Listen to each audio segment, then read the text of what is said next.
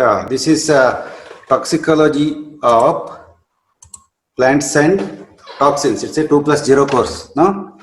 Then the objective of this course is to impart knowledge of toxicity of poisonous plants and natural toxins. That's the first objective as per the ICR syllabus is concerned. And the theory classes consists of 4 units. The unit 1 is the classification, identification, and chemical constituents of poisonous plants. And it also contains the plants containing cyanide, nitrate, nitrite, oxalate, lectins, and cardiotoxic glycosides. So this is the unit 1. Means in another 5 or 10 class we have to complete the unit 1. Whereas the unit 2 is the plants producing lathrism, thiamine deficiency, and photosensitization. That's the this thing what we call as the unit 3. Then unit 4 is animal bites and stings, especially snake venom.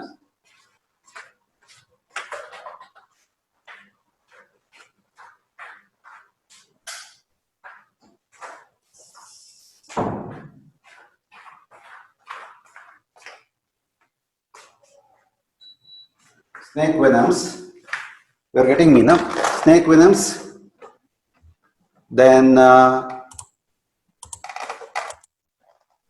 the other units also do contain. Okay. So, yeah. So the suggested readings are this unit 4 contains this animal bites, especially the stings of the snakes, scorpion, spider, and insect stings, and the line of treatment, and the toad poisoning or batrachotoxin and bacterial toxins like the botulinum and tetanus toxins are concerned. And the suggested readings for this course are the Chopra SR, then Bhandwar RL, Ghosh, Poisonous Plants of India, first edition, then the Claassen, Curtis Claassen, and the book which is of course the latest edition is available, especially this Casseret and Dowell's Toxicology, Basic Science of the Poison. It's the 5th edition. Most of the editions are, this Claassen edition is available as the PDF copy is there. So the Sandhu HS and Brar RS textbook of veterinary toxicology. So these are the suggested readings along with the refer articles, especially in plant poisonings and other things. You can get lot of articles, published articles. So the next thing is animals mostly depend on the vegetable kingdom for their food. We know it's very well. And plants, by their metabolic activities, besides being the source of the feeds and fodder, also elaborate their other substances, like they also secondary metabolites yielders like alkaloids, glycosides, toxalbumides, essential oils, resins, bitter principles.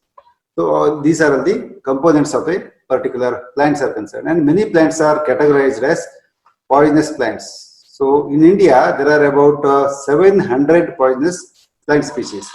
So apart from this one, many new plants are also being identified as the toxic plants to the cattle, and these are belonging to 90 different families. So nowadays the number is also increasing, and new plants are being identified as the toxic plants. Already there are well established plants are there. Apart from this one, new categories of the plants are being added. And a toxic plant may be defined as one which detrimentally affects the health of man or animal when eaten in such amount as would be taken normally or under special circumstances like restriction of the choice of diet or extreme hunger. So toxic plant is the one when it is consumed by the animal, causes deleterious effect on the particular animal, or when the animal eats such quantity of the poison, it becomes deleterious effect, or it causes some harm to the animal body or organs of the animal, and causes unusual health status of the animal. That's about the toxic plant. So a toxic plant is the one which after which consumption of which the animals get the disease or pathological conditions. So so many ways we can define the toxic plant. And a plant is called as a toxic plant when through contact or ingestion it hinders or destroys the normal processes leading to distressing symptoms, pathology or mortality. That's how it goes. So a plant, so for example, it's a Parthenium hysteroporus is a plant. When it comes in the contact with the animal body or human body, so it causes the toxicities like irritation and also allergies. So many the other discomforts is caused. And similarly, many of the plants like this latex of many plants which cause the irritation to the skin and sometimes the blisters, etc. So they have defined the plant as toxic as a plant which comes in contact and causes the problem to the animal. It's also called as the toxic plant. And ingestion of that particular plant hinders or destroys normal process leading to distressing symptoms, pathology, or sometimes mortality. So whenever the Parthenium hysteroporus is eaten by cattle, it causes some distress, but it will not cause mortality as we have seen. But eating the Lantana camera plant causes both pathology or mortality, both. So a plant can be defined by like this way. And the toxic principles, or it's also called the plant active principles, present in the plants are called as phytotoxins. So as usual, a substance which is causing the deleterious effect to the animal which is present in the plant is called as the phytotoxins. So animals, particularly the grazing livestock, are indiscriminate eaters. See, they do not have the choice. And it is told that some of the animals which are residing in the forest, especially wild animals, can differentiate between a toxic plant and medicinal plant or the regular plant. But it's not so true. They cannot recognize between the toxic plant or medicinal plant because we have seen that several elephants have died after consuming the sorghum or the bamboo shoot also. Some of the elephants have died in Mudigere area, of course. We have seen some post-mortem is also conducted. And many times the deers have been affected with treating the pods of the plant Acacia leucoplea. We have also seen such thing. That means they do not have any capacity to differentiate between a normal plant or the other plant, means the toxic plant. So when hungry, they ingest food as well as the non-food plants, particularly during the scarcity period. So this is very correct, especially when we are referring it to a toxic plant. When the animal is hungry, many times the bad odor, bad smell, and the bad taste of that particular plant will make the animal to revert from eating. But what happens is whenever the animals are hungry, especially the HF animals, so they are the indiscriminate eaters. So whatever the thing is available, they are going to consume. So particularly during the scarcity seasons, especially in the summer, the animals are not going to differentiate anything. They simply eat anything which is available as green. So there is a chance of the succumbing to the toxicity of the particular plant is concerned. And absence of specific grazing areas or pastures fields in our country compounds the problems of the plant toxicity. So earlier there used to be a reserve land for the cows known as in the name of the Gomala, but nowadays no Gomala is there and everything has been converted into sites. You know it very well. Jagadish China Gilwa. Where is Jagadish? Jagadish is not there. Please call him. Basavaraj ಇಲ್ಲ mic mute ಮಾಡ್ಕೊಂಡಿದ್ದಾರೆ ಇದಾರೆ sir sir ಇದಾರೆ sir Jagadish ಇದಾರಲ್ಲ sir ಇದಾರೆ sir okay okay ಹಾ ಕೆಳಗಡೆ ನಮ್ಗೆ ಕಾಣ್ತಾ ಇದೆ okay done okay no problem Okay, then what are all the toxic plants are well known for poisoning in man and animals and causing serious harmful effects or even death. So there is no plant which is only going to cause the toxicity in case of animals or man. The man can also be being poisoned with a plant, but he's a little bit intelligent and he can differentiate a toxic plant and the regular plant, because sometimes the people have also consumed this bamboo shoot water and they have not succumbed to death. Of course, there was a what you call as ill health. So, however, the animals cannot differentiate such thing. They are very eager to eat whatever the thing is offered. Many plants thought do not cause fatal poisoning, may produce far-reaching effects in the health and production of the animals.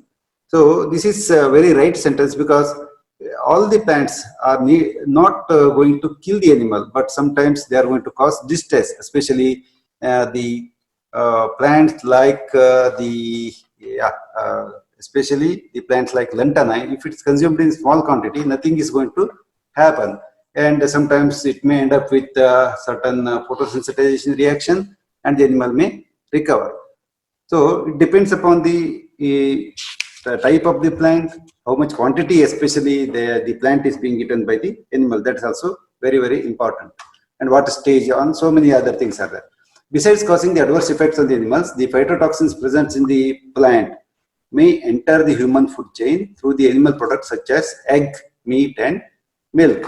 So I do not know any plant which causes the toxicity by consuming the egg. There is no such thing, because the poultry has to eat some plants and it should be enough to come as a residue in the eggs. That's not so possible. Whereas the milk, after consuming the milk of a cow affected with the toxicity of Mimosa invisa, the cows have died. That we have observed. And the meat also, so only small quantity is being especially Nerium oleander and other compounds, they will also come in the meat, and they are not going to be destroyed even after boiling.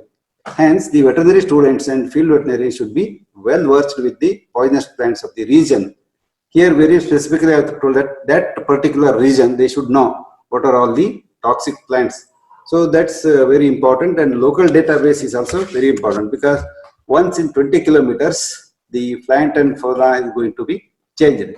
So the plant's deleterious effects and to measure what is the line of the treatment, especially the plants which are present in their area, and among them which is the highly toxic plant, moderately toxic, and they should also know the line of treatment and keep that particular treatment ready in hand. So to prevent all this toxicity of the plants. And the plants contain varieties of or hundreds of chemical of diverse biological activities, because starting from the carbohydrates, proteins, and many other nitrogenous substances, chlorophyll, and so many things are present in the plant. These are all called as the primary metabolites.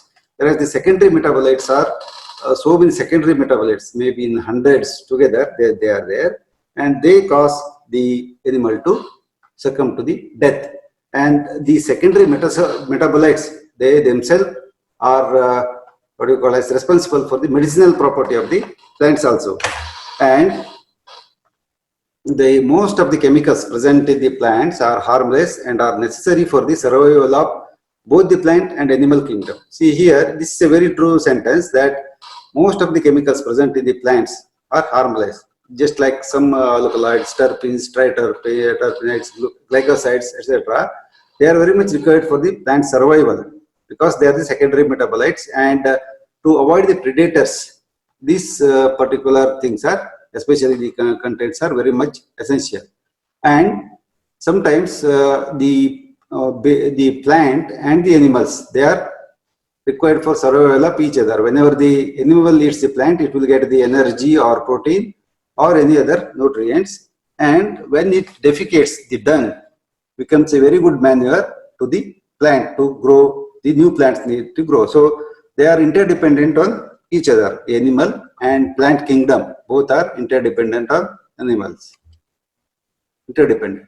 The basic framework of the protoplasm consists of amino acids, the building blocks of the proteins.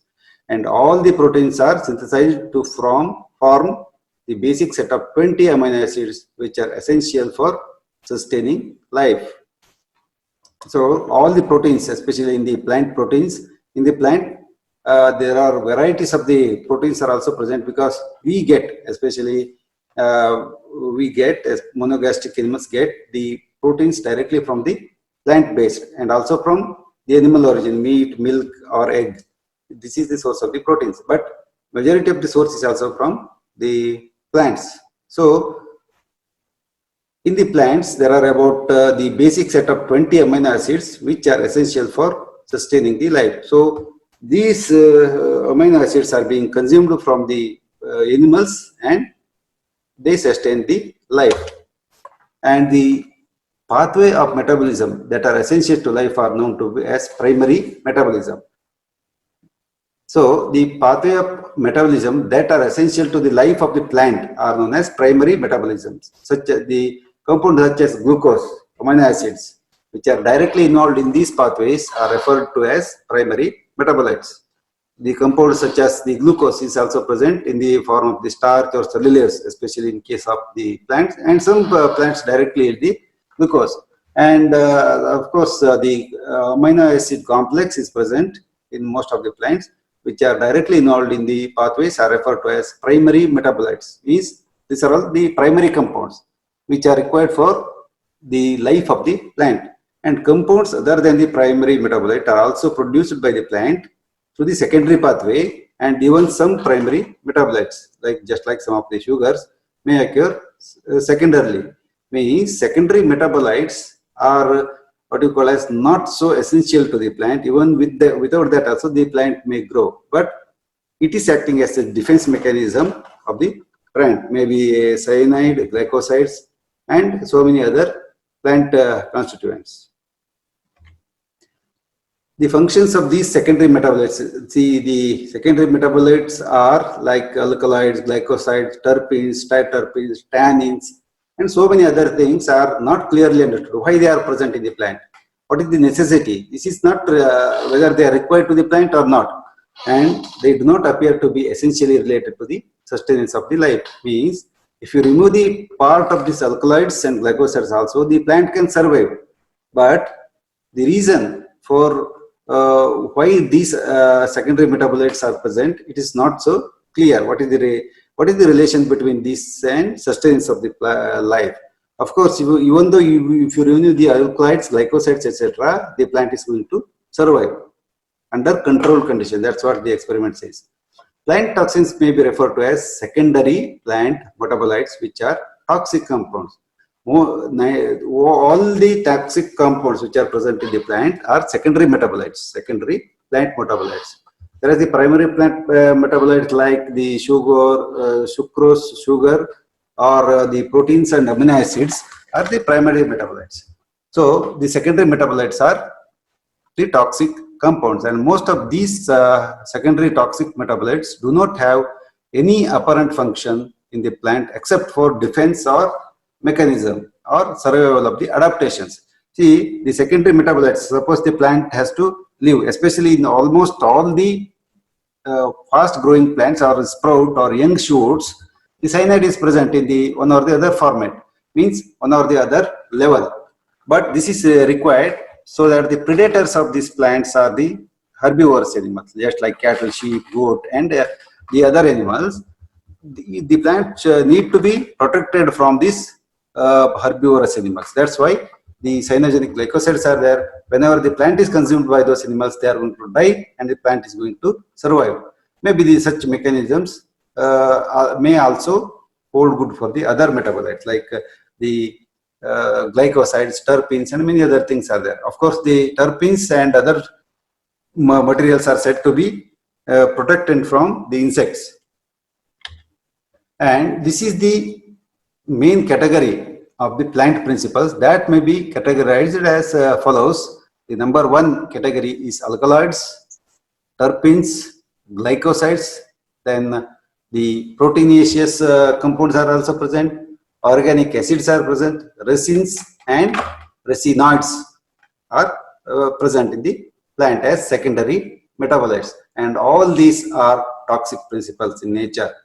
Whenever, so any toxin, plant toxin will come under this category. It may be an alkaloid, it may be a terpenoid, it may be a cyanogenic glycoside, or it may be a protein, just like a brine and resin. It's a protein or toxalbumin. Organic acids are also present, and resins and resinoids. Many of the plant toxins are of the category belonging to resins and resinoids. And coming to the first category, that's the alkaloids. So alkaloids are the basic nitrogenous substances containing cyclic nitrogen, which are insoluble in water but combine with acid to form water soluble salts. So alkaloids, you should know what is a basic thing in the alkaloids are the basic nitrogenous substances. They do contain the nitrogenous moiety, and they contain the cyclic nitrogen, which are insoluble in water but combined with acid, especially acid. Suppose maybe the body acid HCl or any other thing to form water soluble salts. So they ultimately they form some salts, and ultimately it's going to have the toxicity. Just like atropine and other thing, they are going to be formed of atropine sulfate and other thing. Then they are going to dissolve in the stomach. Then it may cause the toxicity. And most of the alkaloids occur in combination with plant acids. So in the acid itself, naturally occurring acids are there. In plant itself, naturally occurring acids are there, and they are widely found in the plant kingdom. Especially some of the acids are present, and the basic nitrogenous compounds like the alkaloids, they are present in the plant. And many of the plant alkaloids produce significant pathophysiological effects on human and animal health both. This is a very characteristic thing. Of course, the human toxicity is also noticed by accidental consumption of some plants, especially in the African country. Many deaths have also occurred. Any strange, any tuber or any leaf, it's consumed by the human being, then there is a chance of the accidental death. And coming to the, please refer this table, table 4.1 of S.K. Garg book. This is from S.K. Garg. So you can also refer this particular table is concerned. And here the first one is the propane or atropine-like alkaloid. Here it is containing one benzene ring, then the carbohydrate moieties, and NCH3. So this is the formula of the atropine. It is propane-like alkaloids are present in Atropa belladonna, Datura stramonium, and Hyoscyamus niger. It's also known as henbane, and Mandragora species, or it's also known as the mandrake plant, and Erythroxylum cocum or cocoa tree, which is present in most of the Malnad houses. Malnad areca nut plantation, this cocum tree is there. So this is present in the tropane alkaloids, tropane or atropine-like substances. And another thing is the pyrrolizidine alkaloids. So the example is retronesin. Retronesin is the example, and it is present in the Senecio. It's also known as ragwort, and Crotalaria. Many of the Crotalaria do have the pyrrolizidine alkaloids, and Heliotropium species and Trichodesma species, they contain the pyrrolizidine alkaloids. And pyridines or piperidine alkaloids are present in conine, CONIINE, which is present in hemlock. It's also known as, later we will see, we are going to deal with all these individual plants like conium and Lobelia, Nicotinamis, Indian tobacco. This conium is present. These are all the active principles of that particular plant is concerned. And apart from this one, so many other alkaloids are present. The example, the nicotine is present in Nicotina species is called as the tobacco, Equisetum, horsetail. So this is present. Whereas the purine alkaloids are the caffeine. Caffeine, you are drinking the caffeine and tea, and this coffee and tea every day, then you will get some of these alkaloids. And remember that coffee and tea do contain the caffeine, caffeine as a active principle, and it is a CNS stimulant. Coffee and Triaboma this cocoa tree. Cocoa is also having some stimulant effect, and Camellia species. It's a tea. tea leaves. So these do contain purine alkaloids because this structure is very similar to that of the purine nucleotide. And quinoline alkaloids are the quinine, means it is the plant from which the cinchona alkaloids are obtained, and it's very commonly used for the malaria. Malaria is a disease caused by the bite of the Aedes aegypticus mosquitoes. So it's present, especially these quinoline alkaloids are present in the cinchona species. It's one of the oldest invention, especially till day the quinoline alkaloids are used for the treatment of malaria. And Echinox species of globe thistle is the colloquial name, of course. Isoquinoline alkaloids are the morphine, or it is the addictive. It is having the addictive property, morphine. Of course, you know it is also known as poppy seed, Papaver somniferum, or it's also known as opium. Morphine and opium, and sanguinaria species is also containing this particular plant is concerned.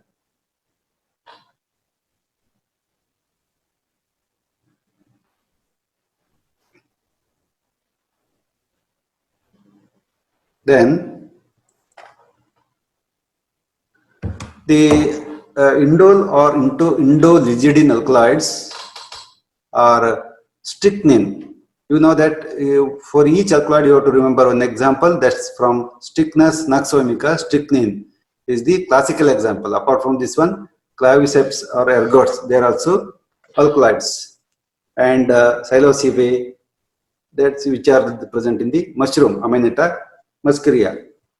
So this lupinus species and other thing, they do contain strychnus, especially Strychnus noxomica. It's a very stable alkaloid. And quinolizidine alkaloids are, it's anagyrine, and it's present in Cytia species, or the golden chain. And steroidal glycoalkaloids. Glycoalkaloids are the glycosides plus alkaloids. So this is the structure, solanidine and lycoperisicum species. This in the tomato, this type of the particular ingredients are present. And Solanum nigrum, or it's also known as deadly nightshade, which is containing the atropine-like material. So this is present in these things. And steroidal alkaloids are the Zarvine, veratrum alkaloids. So these are all the cardiac alkaloids, especially they are acting on the heart. And of course many other species also, these are present. And dry terpenoids, here the terpenoids, triterpenes, etc., they are also part of the alkaloid. So the thing is dry terpenoid alkaloids. Okay, the dry terpenoid alkaloids are present in the aconitin delphinum species, or larkspur species, aconitum species, and monkshood species. And phenylalanine alkaloids are Lophophora. It's also known as peyote. Of course, this ephedra species, they are all present. And coming to the first part, that's the terpenes. Terpenes are substances biosynthesized by plants and contain the branches of 5 carbon skeleton of the isoprene. On the basis of number of isoprene units present in the structure of the molecule, the terpenes are categorized into various groups, especially the terpenes. Yes, these are all the classification of the terpenes. That's monoterpenes, CI compounds, and sesquiterpenes, depending upon just some changes in the chemical formula. This is the diterpenes C20 compounds, and triterpenes, they are also known as C30 compounds. This is initially CI0, CI5 compounds. So this is just dependent upon the chemical structure of the alkaloids, terpenes. So here once again there are so many examples are given, and you please try to collect the photograph of these plants, especially monoterpenes. That's the cantharidin, the animal monoterpene from fly ash. It's the coming, and picrotoxin from Amanita cocculus. and it's also known as fish berry because this Anamita cocculus plant is crushed and put into the pond or water where the fish are there. Then they are going to be stupefied. Fish are going to die and they are going to be consumed by the human beings. That's why they are the Anamita picrotoxin, Anamita cocculus. Of course, there was a death in Tirthalli in the previous year after consumption of this Anamita cocculus. Recently, I have published one article on this Anamita cocculus toxicity in Tirthalli.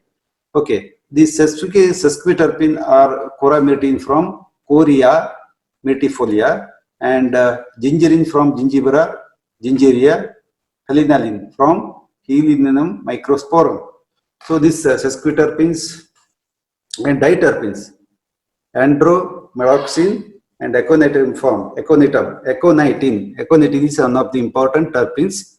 So toxicity caused from the aconitus species, and triterpenes, that's the cucurbitaceans, especially the cucurbitaceae species, they do contain toxic principle of bitter gourd and lantadines. See, this is one of the important things you have to remember. The lantadines are triterpenoids chemically, and lantana camera do contain the lantadine A and B. It is belonging to triterpenes category. And glycosides are either like combination of the sugars with other. This is about the first category, that's the alkaloids. So just I will once again go through the earlier thing. So these are the basic nitrogenous compounds, and some acids are also present. And many of the plant alkaloids produce significant pathophysiological effect, and this is the classification. Tropane-like, pyrrolidine, pyridine. The example is quinine, and this is the so many examples for the classifications of the plant alkaloids. And next one is the terpenes. Also we have seen. Then monoterpenes, sesquiterpenes, diterpenes, and triterpenes are the main categories. And these are all the examples. And the important thing to remember in this slide is the lantadines from the lantana camera is important for us. And glycosides are either like the combination of the sugars with other organic structures like non-sugar aglycon, or it's also known as genin. And glycosides are relatively inactive when two parts of the molecule are connected. Means aglycon plus glycon are relatively, they are inactive when they are intact. But when separated from the sugar moiety, the genin or aglycon becomes more active and it becomes toxic. So the very simply how we can understand the glycosides is, it's a sugar moiety attached to a non-sugar moiety, and here the non-sugar moiety is aglycon moiety, and whenever it's released from the sugar moiety, it's known as the aglycon part, and that is highly toxic. During the digestion of in the animals, separation of the aglycon takes place due to the hydrolysis of the oxygen bond between the sugar and aglycon. So that happens very commonly. Then the proteinaceous compounds. So anyway, we are going to deal with the cyanogenic glycosides in detail whenever we come to that particular chapter. So here, so many type of the glycosides like dhurin, prooxypetalin, and so many other things are there. Here, whenever these glycosides are exposed to the gastric hydrochloride, like especially or the microbial digestion in the ruminants, the aglycan part is separated from the glycan part, and it is highly toxic in nature. Whenever they are in the combined form, it is not going to cause anything, but when the glycosides are released, this aglycan moiety, then they are going to be absorbed into the circulation and cause the immediate death of the animal, especially the cyanogenic glycosides. Apart from cyanogenic glycoside also, so many other glycosides are present. And the proteinaceous substances, generally proteins are harmless. Plant proteins are very much required for us.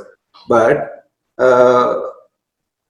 some of the plant proteins, in general, reserve proteins of the seeds in particular, are important source of the food. Especially the grains do contain a lot of proteins, and they are the usual food stuffs of the animal body or the human being. Most of the grains do contain the reserve proteins because that reserve protein is required for sprouting the particular plant is concerned. But we will exploit that situation and consume the protein part for the growth of the animal body is concerned. And after ingestion, proteins get hydrolyzed through various enzymatic reactions in the gastrointestinal tract, and the amino acids are absorbed into the system for protein biosynthesis in the body. However, there are a number of proteins, peptides or amines which are of toxicological importance.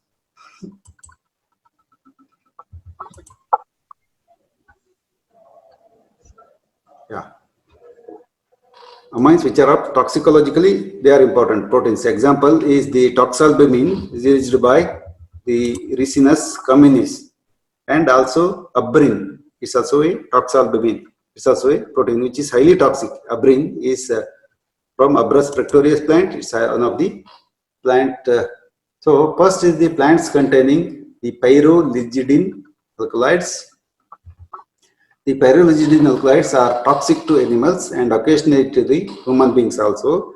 But if the human being also accidentally consumes the pyroligidin alkaloids, then it becomes highly toxic. And this group of the plant toxins possess hepatotoxic, pneumotoxic, and nephrotoxic properties. However, liver is the most commonly affected organ, followed by the lungs. Pneumotoxicity is occasionally caused, and most of the plant toxins do cause the hepato and nephrotoxicity and kidneys, because whenever the plant enters the body, then its secondary metabolites are absorbed into the circulation of the animal. Then the metabolism, absorption, distribution, metabolism, excretion. Excretion is from the kidneys. So all these what you call as the things need to be handled by the important organs like liver and kidney. Hence, especially in case of heavy metal toxicity, most likely the liver and kidney are affected. One is the metabolizing organ, another one is the excretion organ. So that's they succumb to the toxicity to a greater extent. And source of the poisoning, the major source of pyroligidin alkaloids poisoning is the ingestion of the plants belonging to Senecio species. So many Senecio species are there. Usually the Compositaceae family, it contains the Senecio. It's the Senecio species, and most of the plants of this genera contain pyroligidin alkaloids. And Crotalaria species also, it's also known as Leguminosae and Heliotropium and Boraginaceae. This is called as the Boraginaceae species. The Senecio blackwood, Senecio jacob, and raywood or ground cell is considerable toxicological importance. It's having a lot of toxicological importance.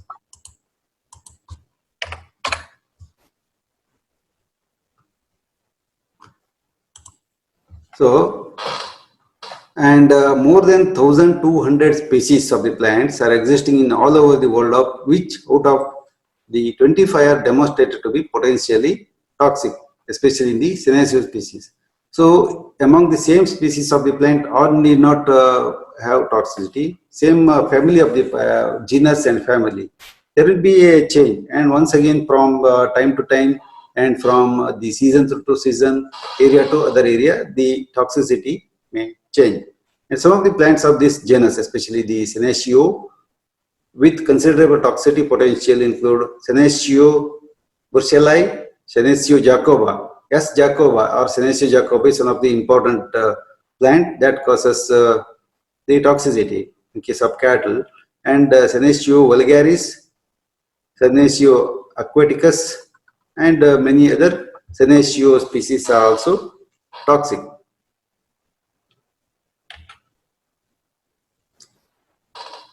So S. vulgare has been found in Indian gardens, especially the garden plants. About 65 plants belonging to this genera are occurring in the mountainous tracts of the India. And ingestion of 12 to 15% of the body weight for 1 or 2 days is sufficient to cause acute death, and 4 to 8% of the body weight consumed over a period of 30 to 150 days may include chronic toxicity. Means acute toxicity may occur if the 12 to 15% of the body weight means per kg. If it is 10% to 12 to 15%, then it is for 1 to 2 days. Then S. vulgarly is going to cause toxicity and acute death may be caused. And 4 to 8% of the body weight consumed over a period of, that means one is acute death and another one is the subacute or chronic death, chronic toxicity.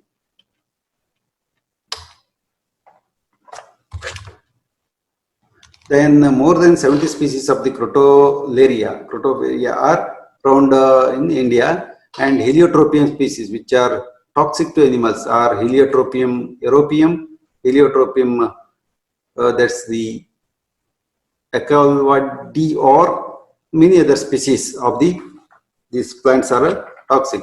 And the toxic principles like alkaline esters of the pyrrolidine alkalides. One is alkalonamine, it's a base ester, it's a pyrrolidine base ester, and a carboxylic acid, because usually one is acid and another one is the toxic principle should be there. And Senecio contains the retrosine, a mixture of retrosine and isatinic acid. So if you go deep into the what you call as the plant chemistry or phytopharmaceutical compounds, then we'll get all these things which are present in the plant as an active principles. Senecio jacoba contains jacobin, senecionin, fluvin, genicin, and senecifiltin. So these are all the toxic principles which are present in the Senecia species and Crotalaria species. So this makes us too difficult to remember, but whenever we are going to individual plant toxicity. So I was usually teaching this particular thing, and I thought it's better to go by the plant instead of the particular chemical classification, and later we choose and that particular method is concerned. And this becomes somewhat difficult for us to remember the toxic principles and accordingly the toxicity. But depending upon the glycosides and the other based on the plant category, it becomes very easy for us to remember. And the mechanism of toxicity, especially of this thing, is both fresh and dried Senecio species are toxic. The fresh plant is unpalatable and most animals avoid the graze. Usually the unpalatable plants are rejected by the animal, but as I have told in the introduction in the first or two or third slide, that whenever the animals are deprived of any food, and especially in the summer season, they are going to eat whatever they get. Indiscriminately they eat some plants and going to die. Most of the poisonings with the Senecio results from ingestion of the hay contaminated with ragwort or ground cell. So this is the what you call as the common name of some of the plants which cause toxicity. So the pyrrolidine alkaloids induced toxicity has often been termed as senesiosis or pyrrolidine alkaloidosis. It is that's the terminology, and the condition has been reported in almost all the species of domestic animals, including the equines, cattle, yak, sheep, goat, pigs, chickens, quails, and doves. So it is going to cause toxicity in almost all the species. However, sheep are comparatively resistant to pyrrolidine alkaloids, as alkaloids are detoxified by the bacterial enzyme in the rumen. Usually sheep are little bit resistant to most of the plant toxicities are concerned, except this lantana and other thing, they are going to affect the cattle very commonly, whereas the other plant toxicities, it's not a common thing.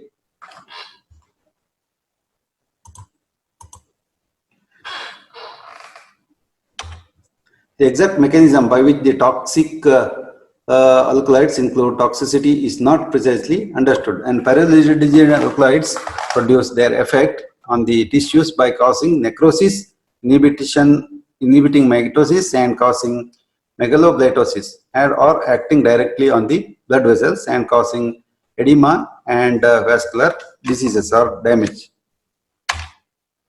And worst affected organ is the liver, which microscopically characterized by hemorrhages, necrosis, and cirrhosis, and parenchymatous megalocytosis, and many other changes will be present in the liver.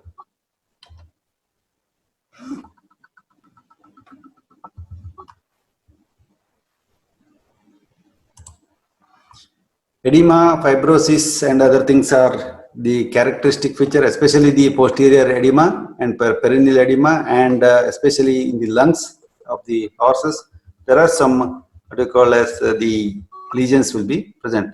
The metabolites of these alkaloids are chemically reactive alkylating agents, just like the anti-cancerous drugs. These are alkylating agents and are probably responsible for the cytotoxic effects, because they are going to inhibit the RNA or DNA, especially, then going to arrest the growth of the cells. And clinical signs of this particular plant toxicities: acute poisoning is somehow rare, and clinical signs are dullness, rapid pulse and respiration, weakness, colic, jaundice, and death in a few days to few weeks. And violent nervous excitement may be noted in case of the horses. And this senecio poisoning is generally chronic in nature and develops after several weeks or even months, and characterized by the loss of the condition. And anorexia and constipation is also one of the common clinical signs of this toxicity, and paleness of the visible mucous membrane with decreased hemoglobin content. And there will be persisting staining may also be observed in cattle. And post-mortem changes, whenever we are dealing with the toxicity, these are all the things: post-mortem changes and the line of treatment. All these things we have to discuss. And post-mortem changes are the enlarged and cirrhotic liver, ascites, lung edema, petechiae in small intestines, heart, and the serous membranes. The kidney may be congested, and sometimes fatty degenerative changes may be noticed. And gastroenteritis and edema of the upper muscle valve may also be present in this particular thing. And diagnosis is usually the toxicities of anything, a history of feeding exposure of the animal to the pyrrolizidine alkaloids, and detection of pyrrolizidine alkaloids in the feeds. Of course, there are certain qualitative and quantitative tests are there, so we can use this particular test. And liver biopsy can also be used for the diagnosis of the toxicity is concerned.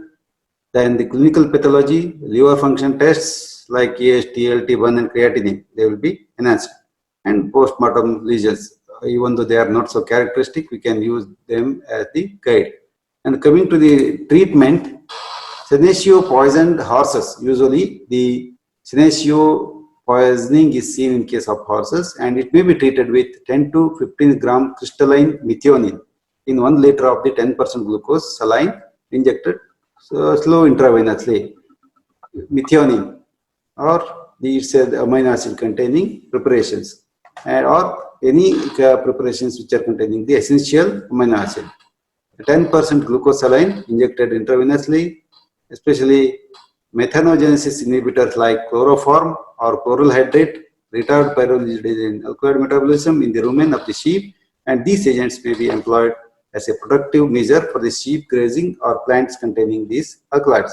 And for lastly, some of the liver protectants can also be used for the treatment of the senecio poisoning.